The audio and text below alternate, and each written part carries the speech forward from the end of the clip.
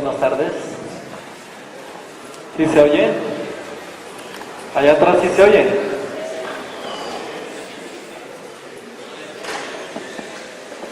Bueno.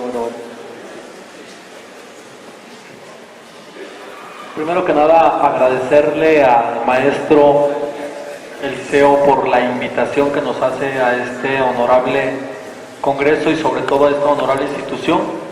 Gracias a todos los participantes por darse el espacio, abogados litigantes, alumnos y demás, profesores, muchas gracias por estar aquí.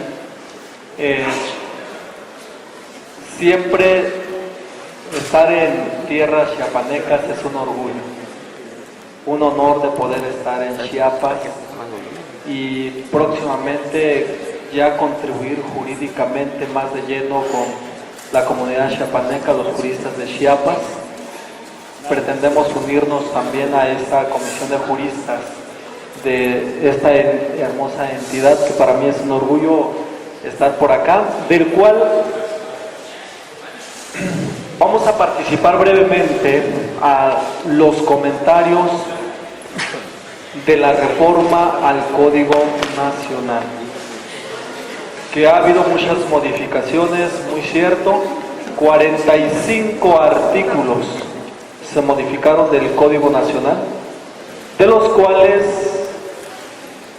solamente comentaremos respecto de los procesales, que son los que más nos interesan por algunas contradicciones que hemos detectado, pero sobre todo por los aspectos generales que de cierta manera conllevan en estos artículos procesales. Sin embargo, hay artículos generales que no vamos a mencionar en atención de que nos tardaríamos más de 11 horas estar hablando de esta reforma del nuevo sistema penal acusatorio y que esto ya compete a un curso de 40 horas prácticamente. Por eso esencialmente hablaremos de ciertos artículos que nos preocupan, pero que en el mundo real ya los estamos empezando a practicar y del cual obtenemos buenos resultados por la Fiscalía o por la defensa, dependiendo de dónde nos encontremos. Sin embargo, al modificarse el artículo 355 del Código Nacional en su último párrafo, de cierta manera establece la mecánica para el efecto de las multas a que hace mención y que el órgano jurisdiccional es el que las aplica. Cuando se modifica el último párrafo y que queda prácticamente establecido que la multa podrá ser conmutada de manera inmediata por el arresto por 36 horas a efecto de que se conduzca con orden de decoro en la presente sala de juicio oral. En esa modificación lo comentamos por primer momento para el efecto de que naturalmente la invitación que hemos dado a todos los actores del derecho penal acusatorio es que siempre estemos para poder actuar debidamente en las audiencias y no atentar contra el orden y decoro de la presente sala en virtud de la reforma que se viene, que es hasta arresto por 36 horas, que ya lo traía el código, no obstante lo pone más estricto para esta figura. Pero tocamos el artículo 143, ya entrando en materia de esta reforma. El artículo 143 del Código Nacional, cuando se modifica y que viene siendo ahora para el efecto de la orden de aprehensión, este artículo nos da la posibilidad de que la orden de aprehensión puede solicitarse ahora por dos mecánicas: la audiencia privada, que siempre se había contemplado, pero también de manera virtual. Entonces, ¿también lo podemos solicitar de manera virtual? Sí. Una vez que se hace la solicitud ante el órgano jurisdiccional, realizada la solicitud, el órgano jurisdiccional cuenta con 24 horas después de la solicitud para resolvernos de manera virtual la orden de aprehensión. Y a su vez, para la orden de aprehensión en audiencia, desde luego, la mecánica es de que se resuelva de manera inmediata.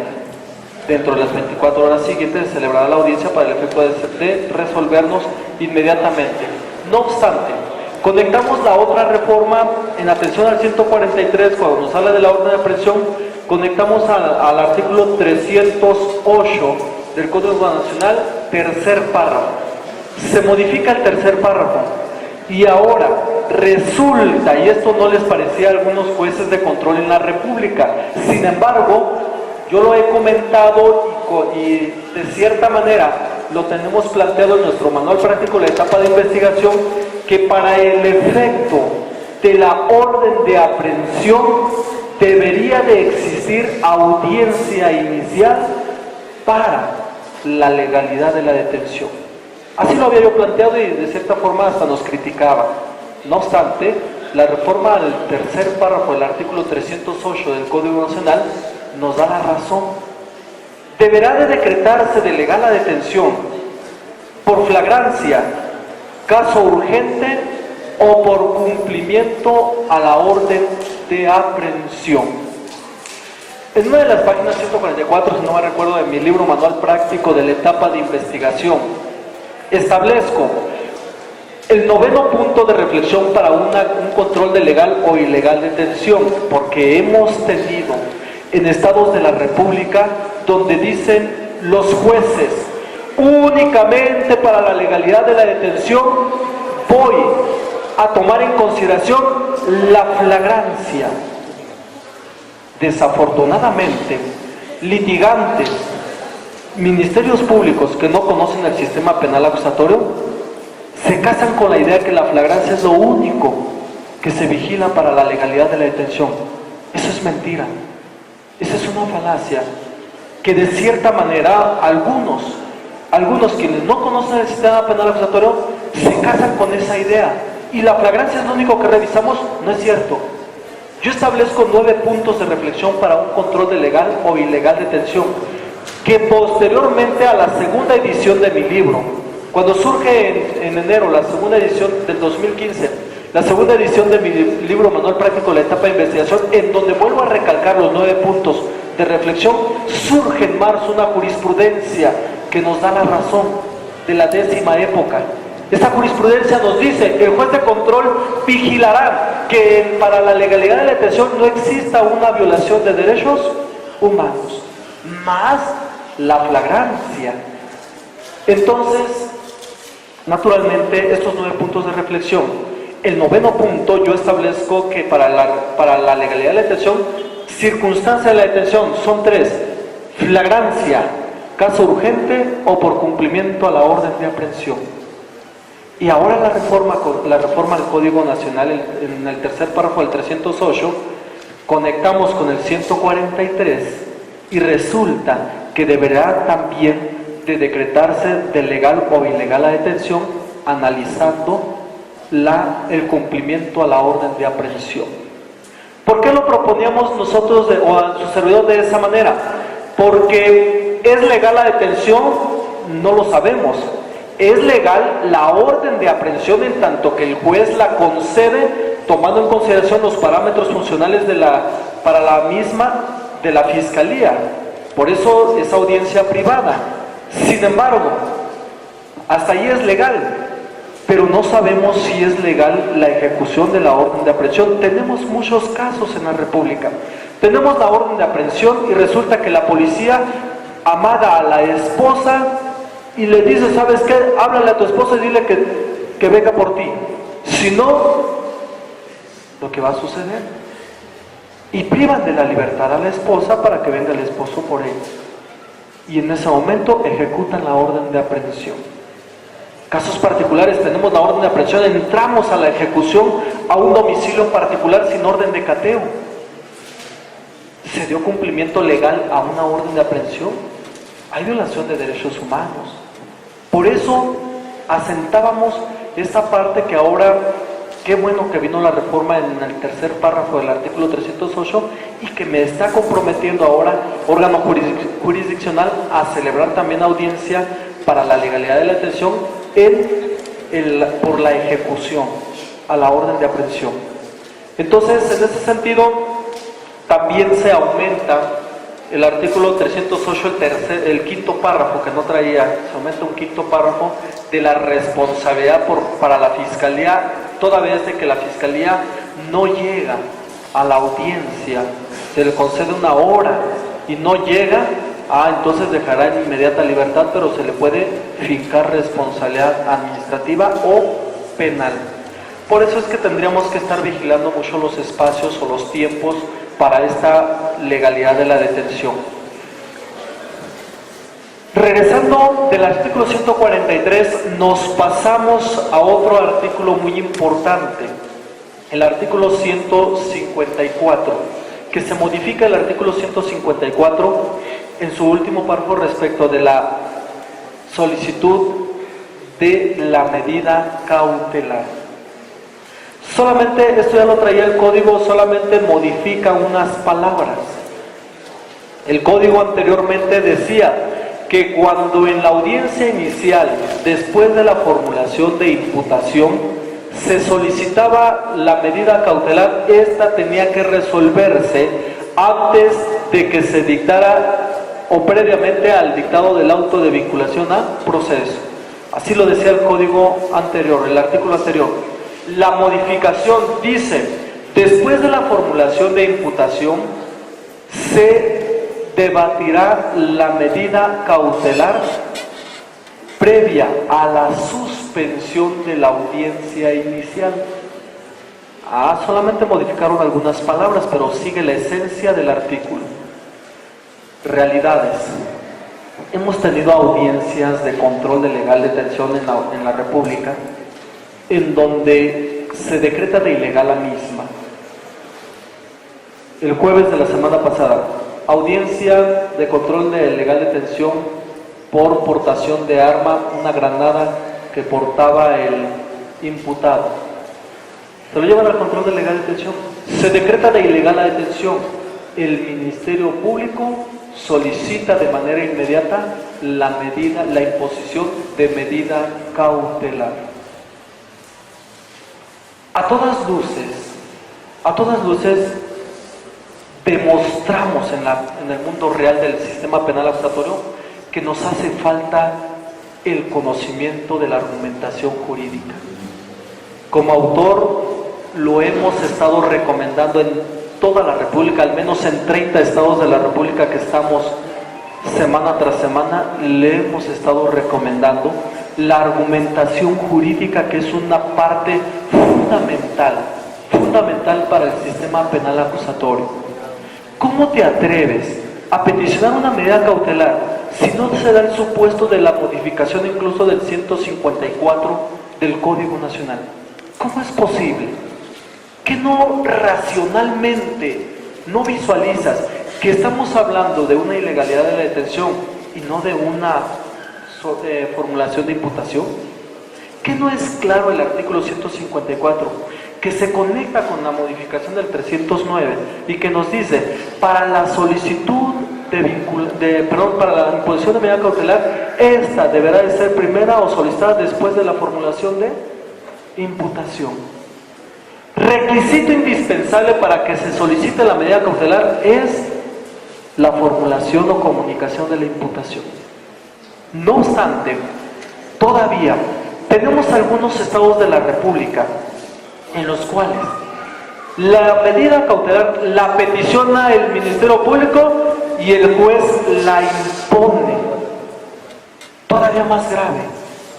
O sea, su señoría, ¿te das cuenta que estás imponiendo una medida cautelar sin haber existido la formulación de imputación?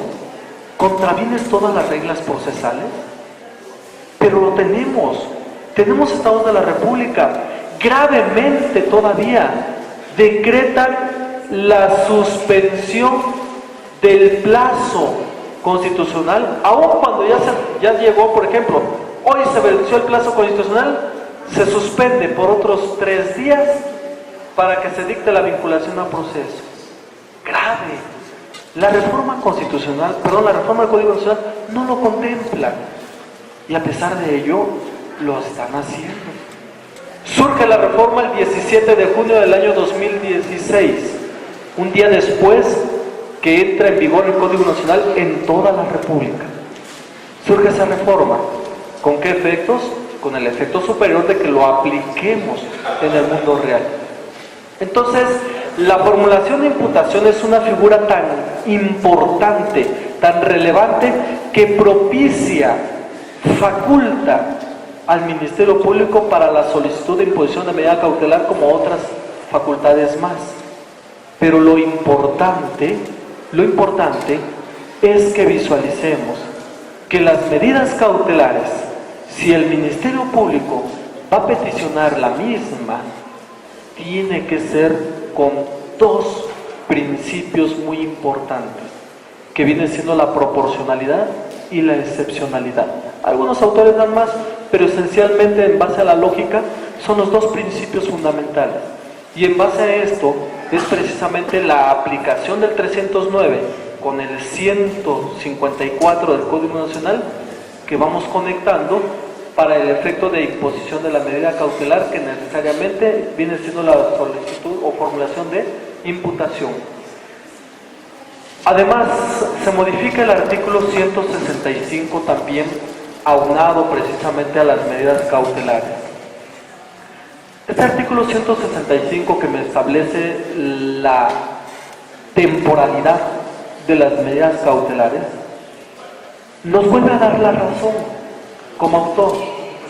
Hemos recomendado, cuando estamos capacitando a jueces y magistrados en la República, y ahorita que nos encontramos con jueces y magistrados federales en algunos estados de la República, les hemos comentado: jueces, cuando impongan la medida cautelar, impónganla por un tiempo indefinido hasta en tanto no se resuelva el presente caso.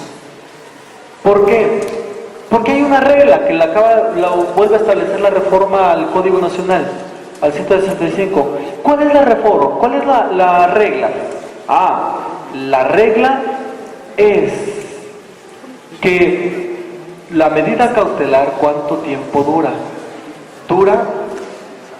Dice, se impondrá hasta por 2 años, siempre y cuando el imputado haya renunciado al plazo de ser juzgado en 1 año. ¿Estamos? Bajo esa tesitura, la lógica es que a mi juez me posibilita a que yo imponga la medida cautelar indefinidamente hasta en tanto no se resuelva el presente asunto. No que tenemos casos en donde el juez de control, el Ministerio Público peticiona la medida cautelar, el juez de control, ¿por cuánto tiempo requiere la medida cautelar? Por 5 meses, señoría, le doy 3. Está bien, 3 meses para la medida cautelar. Resulta que me da 3 meses para la medida cautelar en un feminicidio y me concede 6 meses de investigación complementaria.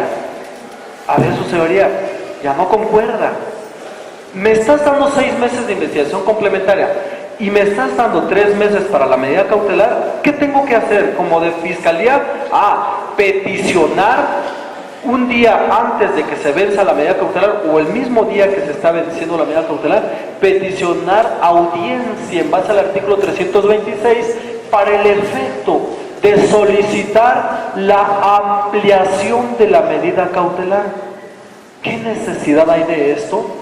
Si la modificación al 165 me establece que puede ser impuesta hasta por 2 años. ¿Qué necesidad? Por un lado. Por otro lado, ya tenemos identificado en estados de la República en donde a la Fiscalía se le olvida peticionar la ampliación de la medida cautelar. Ya van 3 días, 4 días, sigue detenida la persona y el Ministerio Público no ha solicitado la ampliación de la medida cautelar. Lo más grave de esto todavía es que la Fiscalía peticiona la audiencia para revisión de medida cautelar y solicitar la ampliación de la misma, y la defensa: no tengo nada que manifestar, su señoría. Lo más grave. No lo grave es de que la Fiscalía deje que pasen 3 días después de que se venció el término para la ampliación, sino que lo más grave es que la defensa todavía dijo que no tenía nada que manifestar. Así o más enemigo del imputado. Entonces, esa parte de la medida cautelar es muy, muy importante. Les recomiendo que la revisemos, sobre todo los actores del sistema penal acusatorio, es decir, los sujetos procesales. Revisemos nuestras medidas cautelares, revisemos esta reforma que nos va a servir de muchísimo. Y tenemos también una contradicción que marcamos en la modificación del artículo 309. Una contradicción. El artículo 309 me establece, ya en su modificación, tercer párrafo, me establece que para el efecto de la medida cautelar, la Fiscalía o las partes podrán incorporar medios de prueba. Medios de prueba para la medida cautelar.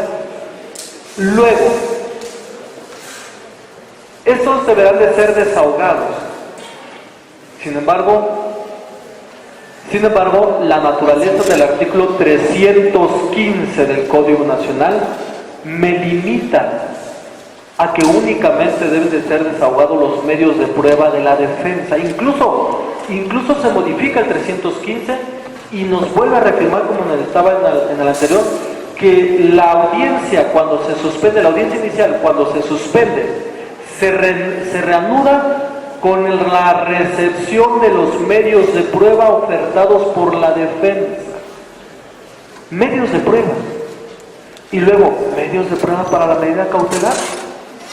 Cuando el 313 me habla de datos de prueba, bueno, ¿a quién le hacemos caso?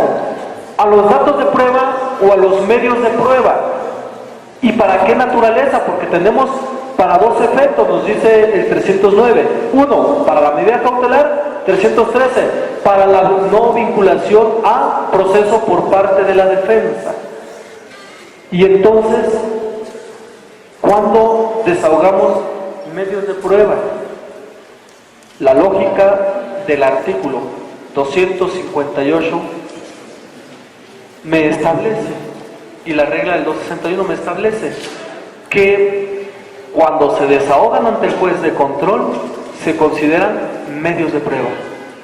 Y quitamos la palabra dato de prueba cuando vayan a desahogarse para la etapa, para ante el juez de control. ¿Por qué? Porque de acuerdo a la lógica de las pruebas, el juez de control no cuenta con capacidades para el efecto de recepcionar datos de prueba. El único facultado para la recepción de los datos de prueba, ¿quién es? El Ministerio Público. Un juez no puede recepcionar datos de prueba porque no es órgano investigador. Él es el órgano jurídico, no es órgano investigador. Por eso es que él no recepciona datos de prueba. Perdón, él no recepciona, no desahoga los datos de prueba. El único que los desahoga para su incorporación a la carpeta de investigación es el Ministerio Público. Y no así el juez.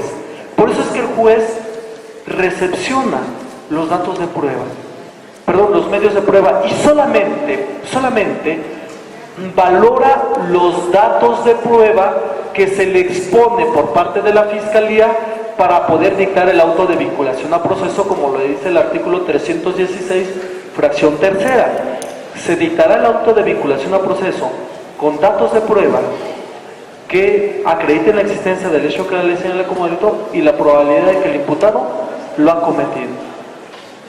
Hablando de los datos de prueba y de los medios de prueba, la pregunta lógica en base a la naturaleza de las pruebas, la pregunta lógica, ¿qué es mayor?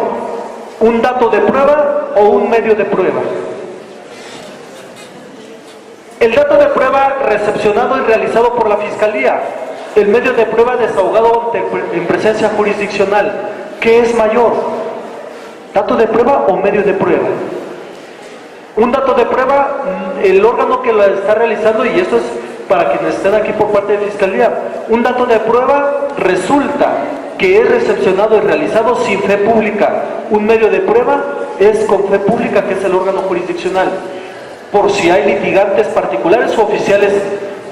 Tenemos una estrategia jurídica que estamos aplicando a nivel república y que lo tenemos ya sentado por ahí en nuestro libro. Estrategia jurídica. ¿Queremos irnos al amparo con pruebas lógicas? Claro que es viable. ¿Por qué? Porque resulta que el 315 en su modificación, al igual que el último párrafo, el 314 que se modifica, 314 y 315 para la recepción de los medios de prueba ofertados por la defensa. Resulta que la naturaleza de desahogar estos medios de prueba, ya en presencia judicial, ampliando el plazo constitucional, recepción de los medios de prueba, son con la naturaleza del artículo 373 al 376 del Código Nacional, que vienen siendo las reglas del juicio oral, reglas de litigación para el juicio oral, para el desahogo de los medios de prueba en presencia jurisdiccional. Pero tenemos la mecánica que nos están limitando. ¿Con qué se dicta el auto de vinculación a proceso? ¿Con datos de prueba o con medios de prueba? Y lo dice el 316, fracción tercera. Se dictará el auto de vinculación a proceso con datos que acrediten la existencia del hecho que la ley señala como delito y la probabilidad de que el imputado lo ha cometido. Y entonces, ¿para qué desahogamos medios de prueba si esos no van a ser tomados en cuenta? Bueno, bajo esta naturaleza viene la estrategia de litigación. La mecánica de cómo hacer valer la superioridad de las pruebas es vía amparo. ¿Por qué? Son medios de prueba que se desahogaron ante el juez de control. Y los datos de prueba, que viene siendo en base a la naturaleza del 261, viene siendo el registro de actuaciones, como lo establece el 318 del Código Nacional. Por ahí pasamos este dato, que ya viene por ahí nuestro manual práctico de la etapa de juicio oral, donde hacemos este razonamiento también, y que desde luego, en base a la lógica de las pruebas que estamos trabajando también, es precisamente con la cual podemos hacer muchas estrategias de litigación. Estos son los artículos que se modifican respecto de la etapa de investigación inicial y prácticamente parte de investigación complementaria, porque sabemos que después de la formulación de imputación se cierra la investigación inicial y se apertura la investigación complementaria, y son artículos que se modificaron. Después de esto nos vamos para etapa intermedia. En la etapa intermedia se modifican artículos. Fíjense qué importante. Para la etapa intermedia se modifican artículos como lo es el artículo 336, el artículo 337 en completo, el 337, el artículo 340, que desaparece el último párrafo, y se modifica el primer párrafo del artículo 341, y a la vez se modifica el artículo 347 en su fracción primera. Comentamos muy brevemente estos artículos. En etapa intermedia, resulta que, de acuerdo a lo establecido en el 336, con la modificación del 341, anteriormente el 341 en su segundo párrafo nos establecía: una vez que ha existido el descubrimiento probatorio por parte de la defensa, el órgano jurisdiccional cuenta con la facultad, ahora sí, de poder señalar fecha de audiencia intermedia, misma que será dentro de los 15 a 20 días, 10 a 20 días siguientes. Y se modifica el 141. Dice: el juez de control, una vez recepcionada la acusación, señalará fecha de audiencia intermedia, que será dentro de los 30 días mínimos, máximo 40 días. Ya no es como lo establecía el anterior. Y entonces, al modificarse naturalmente, el 336 me dice: presentada la acusación, el juez de control correrá inmediatamente la notificación a las partes, en donde naturalmente le hace mención del 341, que viene siendo también el señalamiento de fecha de audiencia intermedia. Ya no tendríamos que esperarnos hasta que exista el descubrimiento probatorio de la defensa para el efecto de que tengamos por ahí el señalamiento de la audiencia intermedia. Ya se modifica. Está bien en este sentido. En donde naturalmente, al modificarse el artículo 337, resulta que le quita el término de los 5 días para el descubrimiento probatorio a la Fiscalía. Y qué bueno que se modifica quitándole estos 5 días a la Fiscalía, porque de todos modos en el artículo anterior, sin modificarse, resulta que traía el término de 5 días, pero no existían esos 5 días. Solamente los mencionaba el 337, pero en realidad no existía y dejaba en estado de indefensión a la Fiscalía. Qué bueno que se modificó. Sin embargo, primer párrafo del artículo 337 me dice el objetivo del descubrimiento probatorio ahora en su modificación. ¿Qué es el descubrimiento probatorio? Consiste en que las partes se entregan material y físicamente sus medios probatorios. Eso es el descubrimiento probatorio, sus medios probatorios. La Fiscalía deja a la vista de las partes sus pruebas, sus medios de prueba con los cuales va a avanzar en la intermedia, en la audiencia oral de la intermedia. La defensa y la coadyuvancia entregarán su descubrimiento probatorio también a las partes, pero una peculiaridad para la defensa: hará entrega de sus medios de prueba y los registros con los que cuente. Les comento también partes importantes que por ahí nos hemos enterado en 2 estados de la República que han tenido unos catedráticos. Mis respetos desde luego para los catedráticos, pero que han informado que como resulta que hay una modificación y que dice que tengo que entregar registros, porque así lo dice el 337, yo defensa tengo que entregar registros, le dicen a los alumnos: ¿saben qué? Ustedes, abogados ya litigantes en maestría, doctorado, ustedes, en base a la naturaleza del artículo 126 del Código Nacional, que no fue modificado, pero el 126 del Código Nacional nos dice: la defensa podrá realizar entrevistas para la preparación de una audiencia. Esas entrevistas serán fuera de la audiencia, naturalmente. Yo defensa, dice el 126, me puedo entrevistar a los testigos de la Fiscalía, los que yo quiera, puedo citarlos, pero resulta que le digo al juez: ¿sabes qué, su señoría? Cítame a ciertos testigos para el efecto de que yo los entreviste en el lugar que yo pretenda, mi despacho, donde yo pretenda. Así lo dice el 126. Y por lo tanto, dicen los catedráticos, con todo el respeto, yo tengo que hacer mis registros. Porque me dice el 337 que debo de entregarle registros a la Fiscalía. Tengo mis registros. Esos registros, yo en mi despacho ya tengo el número de folio, tengo mi sello del despacho, porque voy a hacer registro de todas las actuaciones que yo haga como defensa. Así que todas las entrevistas que yo haga le voy a poner registro y va a llevar el registro de mi despacho.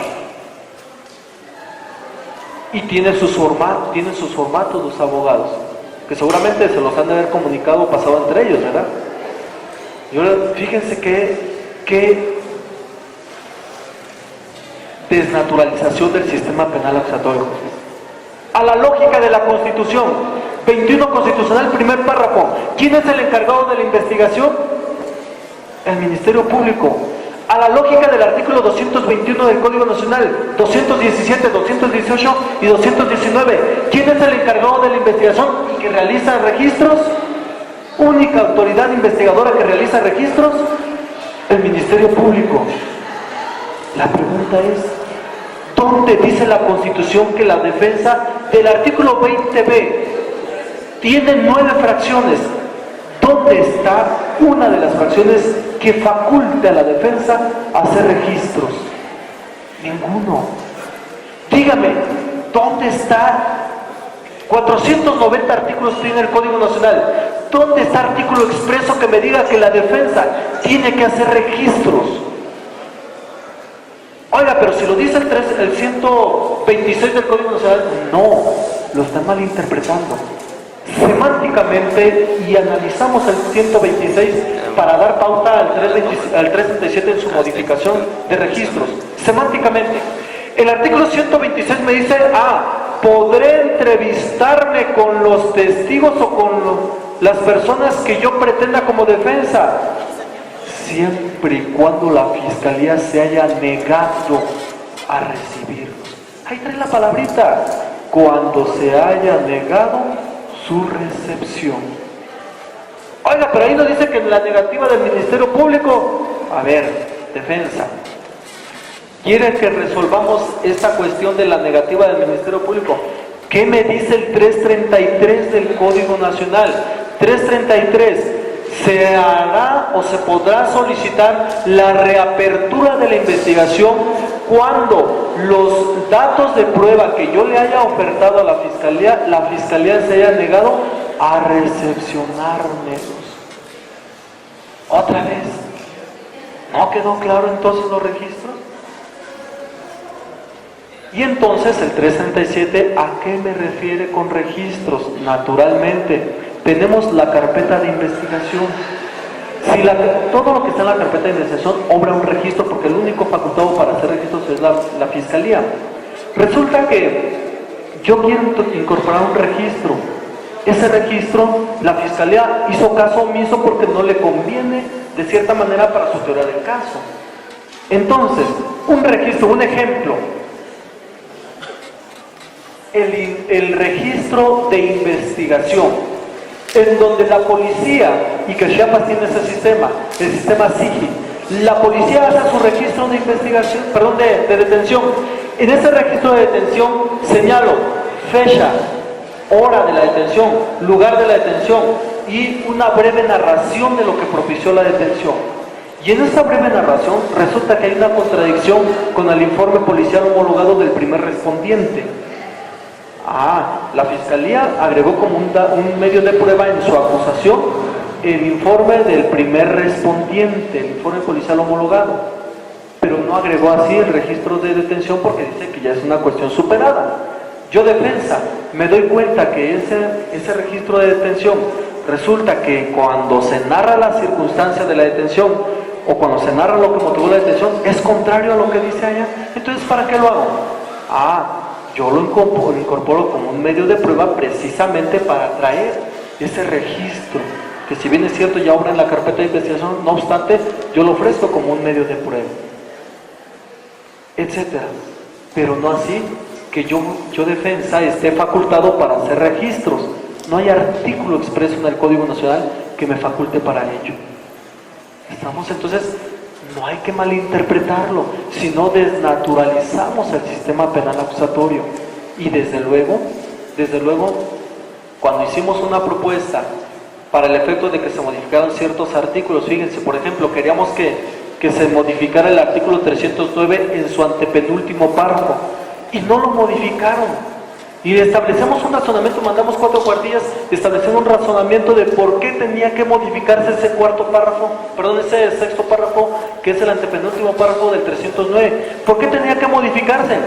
Porque ese 309 en su antepenúltimo párrafo me genera un daño terrible. Fíjense, dice, el juez de control, una vez que el Ministerio Público realizó la formulación de imputación, le consultará al imputado si desea declarar o guardar silencio, toda vez de que es un derecho. Sin embargo, si el imputado deseara declarar, el juez de control le advertirá que lo que declare puede ser usado en su contra. Oye, así lo dice el 309 en su antepenúltimo párrafo.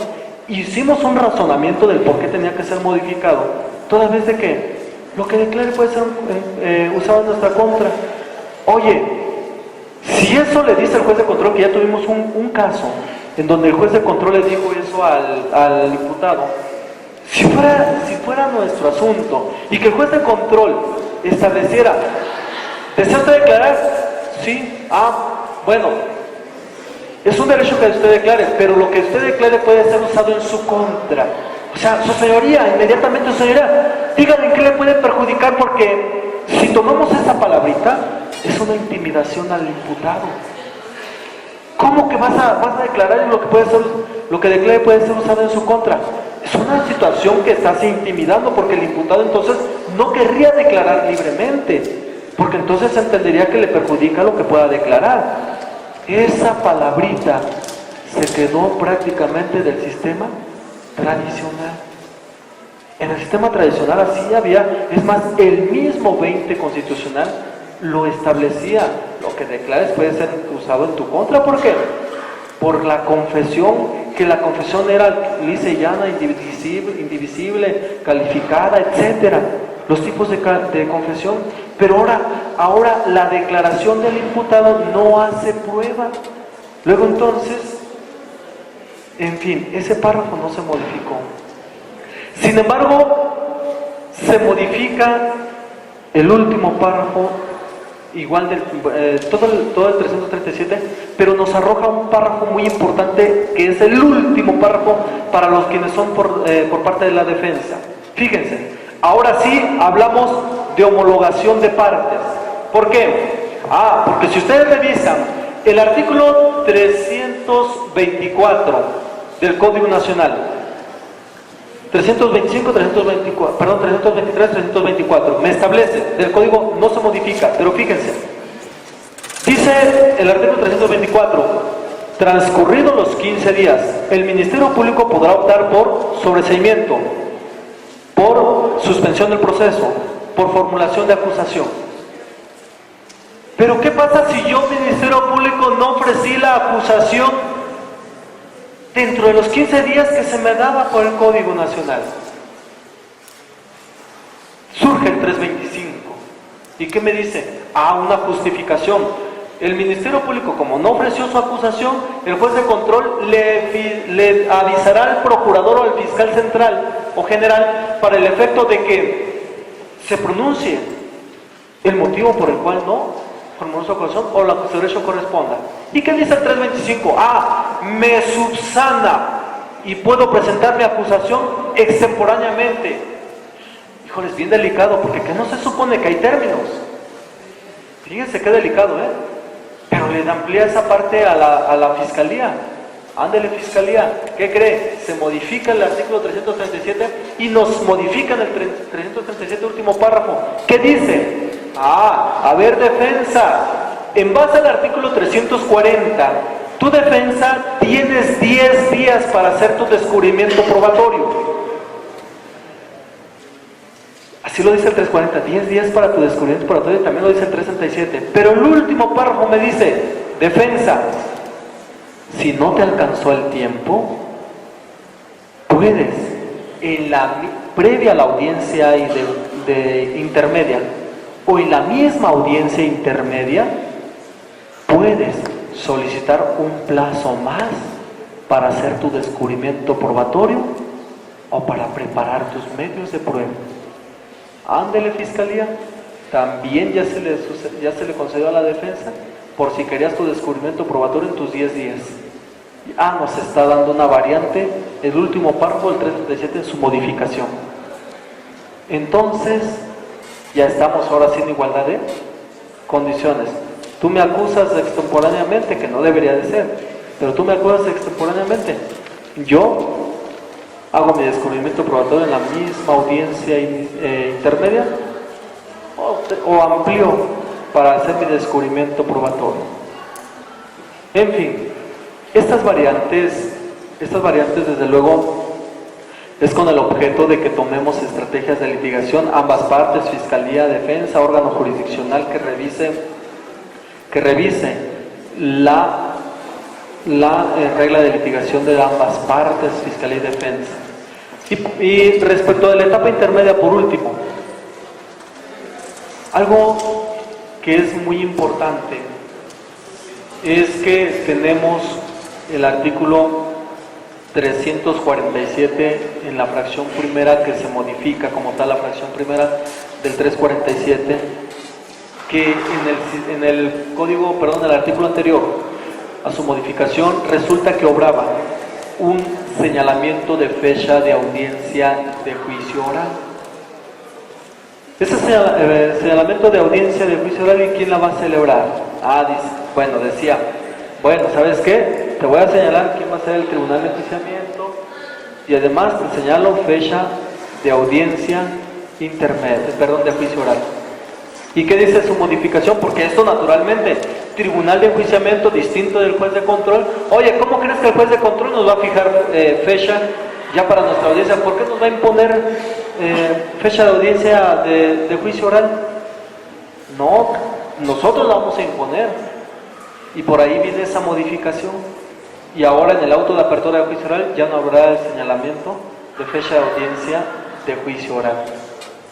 Simplemente, ya una vez que se da cumplimiento al artículo 348, que es que cuando pase el auto de apertura de juicio oral, ya los jueces podrán entonces realizar ya su señalamiento de audiencia de juicio oral o la audiencia de debate. Y en la etapa de juicio oral, esencialmente se modifica el 355 con el cual partimos esta conferencia, el 355 en su último párrafo respecto al arresto por 36 horas, que son las medidas de apremio en las cuales el Tribunal de Enjuiciamiento está obligado a imponer en caso de que se suscitara una necesidad. Y se modifica o se establece una variante en el artículo 333 en su último párrafo. No es sustancial, sin embargo, por eso no la comentamos y ya no nos metemos más allá, en razón de que solamente se modifica el artículo 421, 422, 423 al 25 respecto de las personas jurídicas. Que no hay una variante más allá, solamente es una situación que naturalmente tendríamos que conocer la situación de las personas jurídicas, que es aplicativo en base a las reglas del 309, 310, 311 y 313 del Código Nacional. Es en base a esas reglas nada más. Sin embargo, sí se da pauta para una conexión. Anteriormente no las traía, era muy simple ese procedimiento de personas jurídicas. Y tomando en cuenta esta reforma al Código Nacional, desde luego es con la naturaleza de estar empleando una mejor defensa, un mejor órgano jurisdiccional y una mejor actuación de la Fiscalía, que no podemos estar con arbitrariedades, porque no podemos estar llegando a las audiencias a improvisar.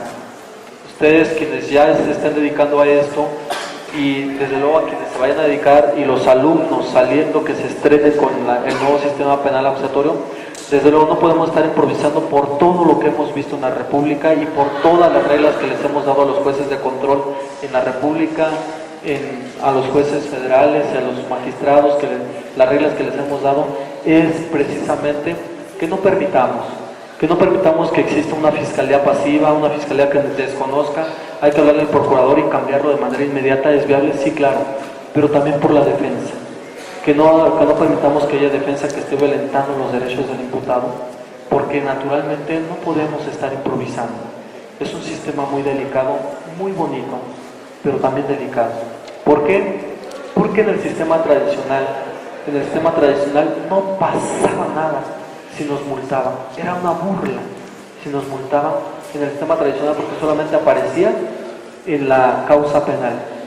Pero no sé, de aquí que se realizaba el procedimiento administrativo de ejecución, hay algunos estados que sí lo hacían, el procedimiento administrativo de ejecución para cobrarle la multa a la defensa.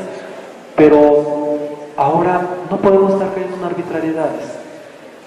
Es cierto que el sistema penal acusatorio es muy complicado en razón de que tiene muchísimas peculiaridades, pero en cuanto lo empezamos a entender, para podernos enganchar con el sistema penal acusatorio, les doy una recomendación que siempre hemos dado en toda la República, que la etapa de investigación y la etapa intermedia son audiencias en las cuales se disfrutan. ¿Por qué se disfrutan? Porque, bueno, no sé ustedes, ¿verdad? Pero el disfrute consiste en que vamos a ver de dónde salen más razonamientos de las partes. ¿Estamos? En ese sentido la disfrutamos. Nos gustamos por estar en una audiencia inicial o en una audiencia intermedia. ¿Por qué? Porque naturalmente estamos gozando del conocimiento que tenemos de ellos. Pero, si estamos en la audiencia de debate, en la de juicio oral, no solamente es disfrutarlo, sino hay que divertirse. ¿Por qué? Por todas las reglas de litigación que tenemos que dominar para podernos divertir. Tristemente, las partes nos divertimos, porque hay que estar atento: objeción, no objeción, apoyo, refresco de memoria, evidencia, superación de contradicción. Y los jueces no se divierten. Los jueces solamente están oyendo y viendo, pero no pueden pronunciarse más allá. Cuidado si un juez de juicio oral se pronuncia más allá. Solamente está para calificar las objeciones, ¿vamos? Y para resolver respecto a las objeciones, más no así para calificar las preguntas. Eso es lo divertido. Así que esa es la recomendación: diviértanse en sus audiencias, disfrútenlas. Disfrútenlas no porque salgan en los videos, no porque vayan guapos para salir en la película, no. Disfrútenlas porque conocen el sistema penal acusatorio. Una contradicción muy, podríamos decir que relevante y no relevante a la vez. Artículos 135 y 136 del Código Nacional. Hay una modificación que esto les lo dejamos para las partes generales. Esta modificación al artículo 135 y 136 del Código Nacional, me establece respecto de la queja. La queja, fíjense, 135. La queja se interpondrá ante el mismo órgano jurisdiccional que haya propiciado la queja. Pero después, la sustanciación. Una vez interpuesta la queja, se mandará a la autoridad superior para el efecto de para la autoridad competente para su resolución misma, que deberá de resolver dentro de los 3 días siguientes. Oye, a ver, espérate. Primero me dices que se interpone ante la autoridad es decir, ante el órgano jurisdiccional, ante el juez que lo cometió, y luego después lo tengo que mandar ante la autoridad competente. ¿Por qué no la autoridad competente es el mismo juez al que se cometió? Y nos deja una laguna. Bueno, en fin, ojalá que ningún juez se haga acreedor a una queja, porque después hay una regla para toda la República que después de 3 o 4 quejazones, la mancha laboral ya no puede más y le dan cese al juez de control o tribunal de enjuiciamiento, dependiendo de la naturaleza. Entonces, por eso es de que cuando sean procedentes, ¿verdad? Entonces, esta situación de contradicción, hay una serie de contradicciones. No obstante, tenemos que buscar la parte lógica para resolver estas contradicciones. Si buscamos la parte lógica, está prácticamente resuelto el conflicto. Por eso recomiendo esta reforma al Código Nacional y en sí la naturaleza del derecho penal acusatorio. Si no conocemos la argumentación jurídica, nos vamos a dar muchas veces de topes, porque en realidad es una parte muy importante la argumentación jurídica. Quieren hacer valer como tenemos en algún estado de la República que participamos en un congreso. Decía uno de los expositores, y estaba todo lleno de ministerios públicos, de defensores y jueces, y decía: los jueces cuentan con las facultades, en base al artículo 121 del Código Nacional, de poder expulsar a la Fiscalía o, en su caso, a los defensores, expulsarlos de la sala de juicio oral, e incluso arrestarlos, mandarlos arrestados y que se vayan de la sala de juicio oral por desconocer el sistema penal acusatorio. Cuando nos toca nuestra ponencia, los ministerios públicos y los defensores podemos excusar y recusar al juez y pedirle que se retire si no es competente para el derecho penal acusatorio. Ándele, ¿verdad? Naturalmente, jóvenes, las partes lo podemos hacer con argumentación jurídica. No nos los han contado, lo vivimos en el derecho penal acusatorio. Somos asesores de varios despachos en la República, litigamos el derecho penal acusatorio en el sistema local y federal, jóvenes, y somos especializados en delitos de alto impacto social, con los cuales llevamos el derecho penal acusatorio, y hemos recusado un tribunal de enjuiciamiento. No nos lo han comentado, lo hemos hecho. Por eso nosotros pedimos en sí, hablamos en plural, ¿verdad? Pido en sí que se preparen mucho con la argumentación jurídica. La argumentación jurídica les va a dar muchísimo, muchísimo. Y si conocemos la argumentación jurídica, llevamos un escudo. Y por eso las 4 reglas que siempre les he compartido y que vienen en mi siguiente libro, Manual Práctico de la Etapa de Juicio Oral. Las 4 reglas: puntualidad, bien vestidos para las audiencias, llegar bastante emotivos, alegres a las audiencias. ¿Por qué alegres? Por el lenguaje corporal, porque si llegamos alegres, la parte contraria siente nervios. ¿Por qué? Con algo nuevo va a salir la defensa o la fiscalía, dependiendo del caso. Depende de donde estemos, lleguen alegres a sus audiencias, pero también lleguen alegres porque las van a disfrutar. Y la última regla que siempre les he dado: lleguen con dinero por si nos multan. ¿Estamos? Esa es la última regla, jóvenes. Y también, jóvenes, también no nos los han contado. Son las reglas que le damos a los jueces cuando estamos frente a ellos, las reglas que le damos a los magistrados. Y también, como no nos los han contado, 18 de abril de este año, jóvenes, me multan por 1,800 pesos. Qué feo se siente, ¿verdad? Pero para eso conocemos el sistema penal acusatorio. No pagamos ni un peso.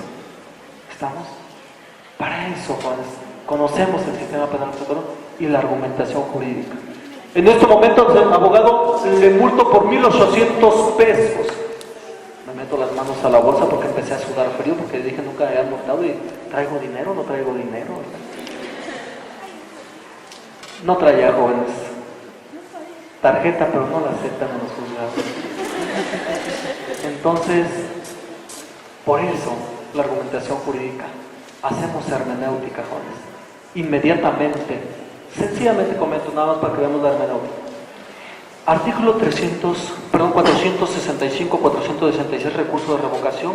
Bajamos al artículo 19, al artículo 20b constitucional con la fracción octava, que es la defensa técnica adecuada, y subimos al artículo 8 de la Convención Americana, fracción segunda, respecto de la defensa, el derecho de defensa que tiene el imputado. No estoy actuando por sí solo, estoy actuando en beneficio del imputado. Aterrizamos en el artículo 313, fracción primera del Código Nacional, con el 13 del Código Nacional, que viene siendo la protección del imputado, que es el presunto inocente. Y por último, metemos un candado, que es el 36 o 39 del Código Nacional. En caso de que no revoques, aguas, porque te puedo solicitar la excusación o la recusación por seguramente tener interés en estar violentando el derecho de defensa o el derecho de fiscalía, dependiendo de qué lugar nos encontremos. ¿A verdad? Resuélveme y revocan el acuerdo en donde nos multan indebidamente. Pero eso es lo bonito, esa es la parte bonita de disfrutar del sistema, es la parte de conocer el sistema, y que les recomendamos la regla de la argumentación jurídica. Y nos quedamos pendientes por si hay alguna pregunta, duda o comentario. Objeción, desde luego es viable, también es viable, claro, no tenemos siempre la verdad absoluta, admitimos comentarios también para el efecto de seguir perfeccionando. De entrada, agradecido estoy con el maestro y gran amigo, el maestro doctor Eliseo. Muchas gracias, maestro, porque esto pues fue posible gracias a usted, gracias a los participantes, a nuestro buen amigo, el maestro Rutilio Escandón, el presidente de nuestro Tribunal Superior de Justicia de aquí de Chiapas, y pues a todos las barras de abogados,